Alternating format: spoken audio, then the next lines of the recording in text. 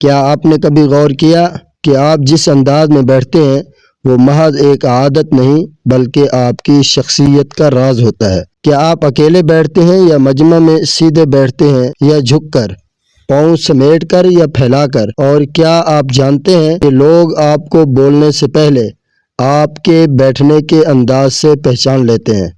اگر نہیں جانتے تو یہ ویڈیو آخر تک ضرور دیکھیے، کیونکہ آخر میں ایک اہم بات آپ کے لیے ہے۔ انسان کا ظاہر انسان کے باطن کی خبر دیتا ہے، اور بیٹھنے کا انداز انسان کے مزاج، سوچ اور اندرونی کیفیت کو ظاہر کرتا ہے۔ جو شخص سمٹ کر اور خاموشی سے بیٹھتا ہے وہ اکثر گہرے سوچنے والا اور معاملہ فہم ہوتا ہے۔ جو سیدھا وقار سے بیٹھتا ہے اس کے اندر اعتماد اور ذمہ داری کا احساس ہوتا ہے۔ جو مجمع میں کھل کر بیٹھتا ہے وہ ملنسار اور لوگوں سے جڑنے والا ہوتا ہے، اور جو لاپرواہی سے بیٹھتا ہے اکثر اس کے دل میں بے سکونی یا فکری انتشار ہوتا ہے۔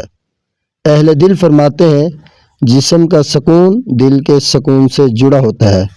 اسی لیے بزرگان دین ادب اور توجہ کے ساتھ بیٹھنے کی تلقین فرماتے ہیں، کیونکہ ادب انسان کو بلندی عطا کرتا ہے۔ جب انسان اپنے ظاہر کو سنوارتا ہے اللہ سبحانہ و تعالی اس کے باطن کو سنوار دیتا ہے۔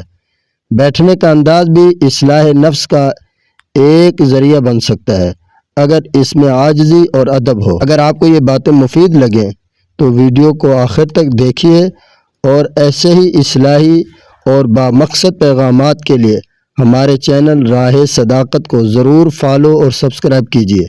یہاں ہم بات کرتے ہیں انسان کی اصلاح، سوچ کی درستگی اور روح کی پاکیزگی